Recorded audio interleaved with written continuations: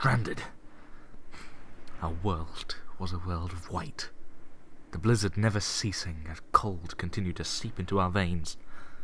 The pilot had literally cracked his skull open, and the front of the plane was shattered, the nose buried beneath the snow.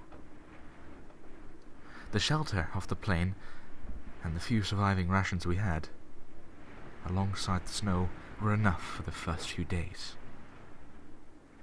And then the rations ran out and we were left with an empty, gnawing hunger.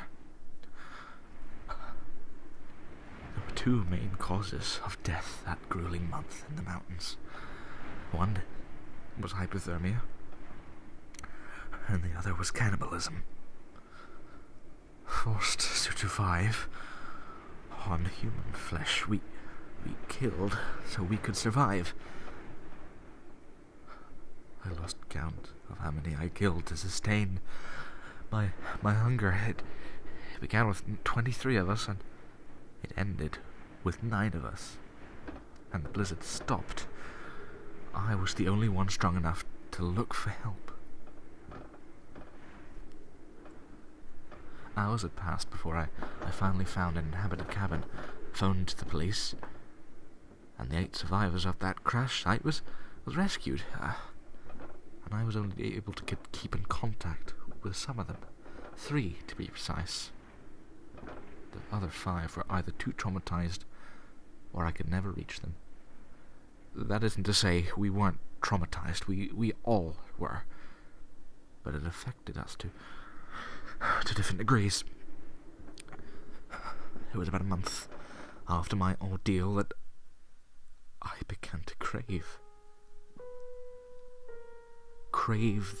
once again the taste of human flesh.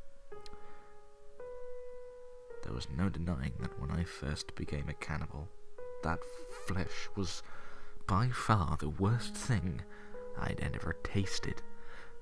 Why wouldn't it be? I mean, in my situation, or in any situation at all, it would be hard not to resent the taste of human flesh, but I continued to focus on that negative side. I would never survive.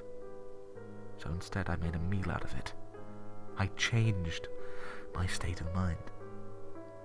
I forced myself to believe that human flesh was as good as any food, and I mean, how else was I supposed to eat and as a result survive? And that state of mind took its toll on me. Eventually became so scared I confessed my cravings to one of the survivors. We had been friends, close, during the ordeal, and we openly shared our experiences regularly. And I was half shocked and half relieved when he said he felt the exact same as I did. Eventually it was established that all of us, save the ones that were too traumatized to talk, felt the same as we did.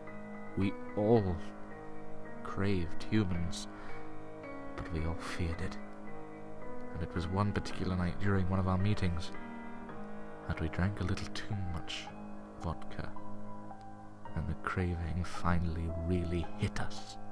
Unable to protest because of all that booze working its way into our system, we spiraled out of control. I'd like to say nothing happened, but there's no use denying it. It was on that night we killed another innocent person and ate him, literally picking the bones clean.